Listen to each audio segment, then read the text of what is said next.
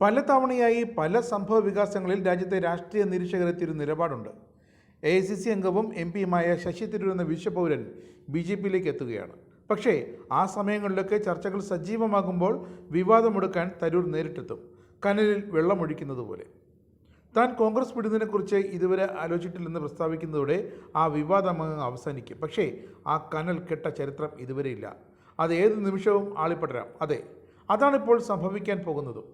കോൺഗ്രസിനുള്ളിൽ ശശി തരൂരിൻ്റെ സമയം അവസാനിച്ചു തുടങ്ങിയിരിക്കുന്നു.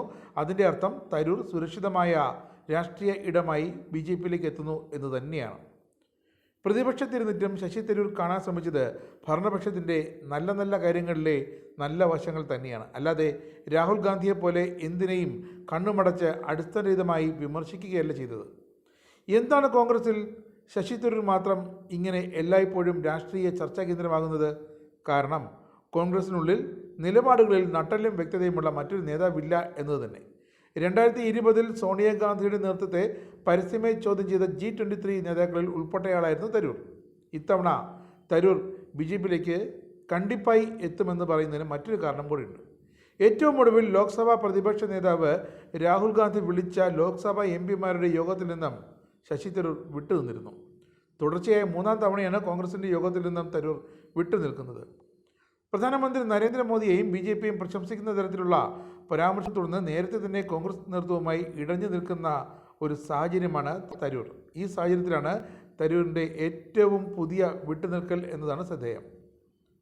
ഡിസംബർ 19 പാർലമെൻറ്റിൻ്റെ ശീതകാല സമ്മേളനം അവസാനിക്കുന്നതിന് മുമ്പ് സഭയിൽ പാർട്ടിയുടെ പ്രകടനം വിലയിരുത്തുന്നതിനും BJP-ക്കെതിരായ ആക്രമണത്തിന് മൂർച്ച കൂട്ടുന്നതിനുമായാണ് രാഹുൽ ഗാന്ധി കോൺഗ്രസിൻ്റെ 99 MP-മാരുടെ അവലോകന യോഗം വിളിച്ചു ചേർത്തത്. അതുകൊണ്ട് തന്നെ BJP-ക്കെതിരായ ആക്രമണത്തിന് മൂർച്ച കൂട്ടാനുള്ള ആ നീക്കത്തിനെതിരെയാണ് തരൂർ മാറി നിന്നതും. യോഗത്തിൽ പങ്കെടുക്കാനാകില്ലെന്ന് തരൂർ മുൻകൂട്ടി അറിയിച്ചിരുന്നു.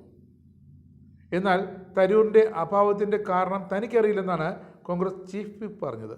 പാർട്ടിയുടെ പ്രധാന ചർച്ചകളിൽ തരൂർ ആവർത്തിച്ച് മാറി നിൽക്കുന്നതിൽ പാർട്ടിക്കുള്ളിൽ ചോദ്യങ്ങൾ ഉയരുന്നു എന്നാണ് ചീഫ് വിപ്പിൻ്റെ നിലപാട്. ഡൽഹിയിൽ ഇല്ലാത്തത് കൊണ്ടാണ് യോഗത്തിൻ്റെ ഭാഗമാകാൻ സാധിക്കാത്തതെന്നാണ് തരൂരിൻ്റെ വിശദീകരണം. കഴിഞ്ഞ ദിവസം ഒരു പരിപാടിയിൽ പങ്കെടുക്കാനായി തരൂർ കൊൽക്കത്തയിലെത്തിയിരുന്നു. കൊൽക്കത്തയിൽ വെച്ച് തരൂരിൻ്റെ ദീർഘകാല സഹായിയായ ജോൺ കോശയുടെ വിവാഹവും തൻ്റെ സഹോദരിയുടെ ജന്മദിനവുമാണെന്ന് അദ്ദേഹം എക്സിൽ കുറിക്കുകയും ചെയ്തു. നേരത്തെ നവംബർ 18, 30 തീയതികളിലായി നടന്ന കോൺഗ്രസ് യോഗങ്ങളിലും തരൂർ പങ്കെടുത്തില്ല. നവംബർ 18-ാം തീയതി രാഹുൽ ഗാന്ധിയുടെയും കോൺഗ്രസ് പ്രസിഡന്റ് മല്ലികാർജ്ജുൻ ഖാർഗെയുടെയും അധ്യക്ഷതയിൽ ചേർന്ന യോഗത്തിൽ നിന്നും ആരോഗ്യസ്ഥിതി മോശമെന്ന് പറഞ്ഞാണ് തരൂർ അവധിയെടുത്തത്. നവംബർ 30-ന് സോണിയാഗാന്ധി നയിച്ച കോൺഗ്രസ് സ്ട്രാറ്റജിക് ഗ്രൂപ്പ് യോഗത്തിലും പങ്കെടുത്തില്ല.